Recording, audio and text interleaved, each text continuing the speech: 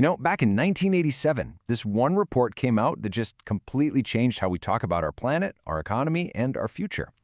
It was called Our Common Future, and it introduced this really powerful new idea to the world. So let's dive in and see how this one single report totally redefined our global challenges. I mean, just try to imagine it for a second. For the first time ever, we could see our planet from space. Not as a map with a bunch of borders, but as this single, living, breathing system. And you know what that perspective showed us? It wasn't about human power or all the things we'd built.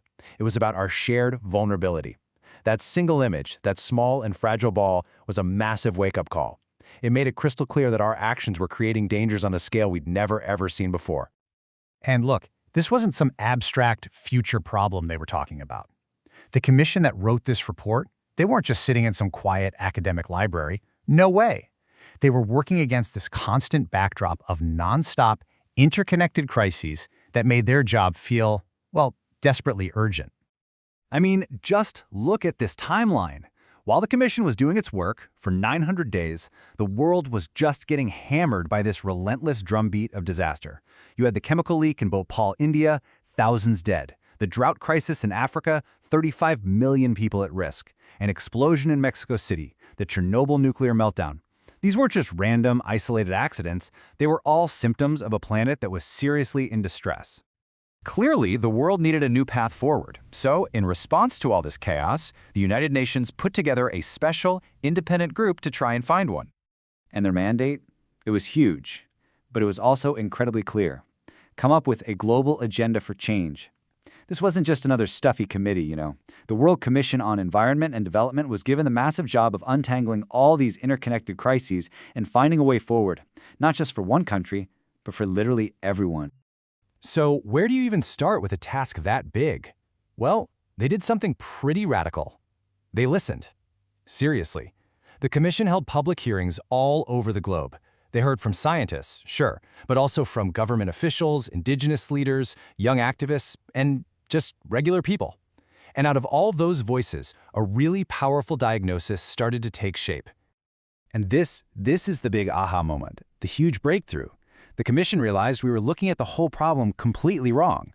The environment wasn't its own separate box. The economy wasn't in another box. Poverty wasn't in a third. Nope, they were all just threads in one single tangled knot. And if you pulled on one of those threads, you were going to affect all the others. Okay, just check out the contrast here. On the left, that's the old way of thinking. Everything in its own little silo. You have environmental agencies trying to clean up pollution after it happens, while the finance ministries are just pushing for growth, no matter the cost. But the Commission's view, over on the right, said, hold on. Ecology and the economy are completely interdependent.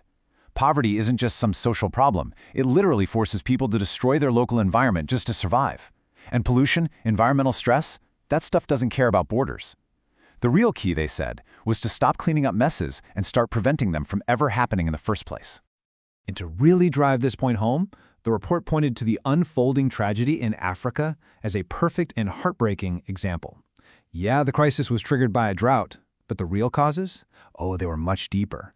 They were all tangled up in national policies that totally ignored small farmers, and in a global economic system that was basically stripping the continent of its resources, forcing entire nations into debt and environmental collapse. Okay, so they had this really clear diagnosis of what was wrong with the planet. The next logical step? Prescribe a cure. And their solution was this single, incredibly powerful idea that would, honestly, go on to reshape policy all over the world. So, what was it? After traveling the world, after listening to all those people, what was this big, world-changing idea they came up with? This right here, sustainable development. Now, I know you've probably heard that phrase a million times, but let's just pause for a second and really appreciate the power of this definition. It totally reframed the entire debate. It basically said, hey, we don't have to choose between a healthy economy and a healthy environment. It challenged us to figure out a way to have both, to build a world that doesn't steal from our own kids. So let's break that down. It really rests on two main pillars. Pillar one is about right now, the present. It's about meeting the essential needs of every single person alive today, paying special attention to the world's poor. Pillar two is about the future. It's making sure that while we're taking care of ourselves, we don't wreck the planet and leave nothing for future generations. I mean, think about it. It's a radical call for fairness, not just across the globe, but across time itself. But look, this was way more than just a nice definition or a feel-good slogan. The report was an actual practical blueprint for how to get stuff done. And its foundation? It was built on the real-world stories and testimony the Commission heard from people in every single corner of the globe. They heard from indigenous leaders, like this son of the Krenak Indian nation in Brazil. And he explained that for his people, the environment isn't just some resource you manage. No, it's the very source of their identity, their culture, their life. Their survival is completely inseparable from the health of their land. And they heard from young people, too. People like Frederick Hodge from Norway, who basically demanded a voice. He argued that the people who are most affected by these huge environmental decisions, especially the young people who are going to inherit this future, they have to have a seat at the table. It was a straight-up call for environmental democracy. The Commission also pointed out these massive structural barriers holding everyone back. And this right here is a huge one: technology. In 1980, developing countries held just 6% of the world's patents. Just let that sink in for a second. What does that mean? It means all the tech for cleaner, more efficient growth was locked up in the wealthy nations. That created a gigantic roadblock for sustainable development for pretty much the entire global south.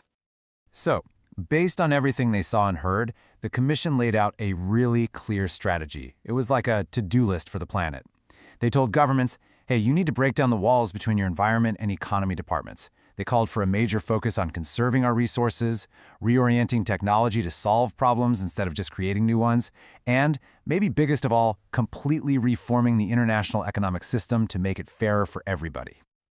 So the report offered a diagnosis and a prescription for the planet's future, but it was never, ever meant to be the final word. It was supposed to be the beginning.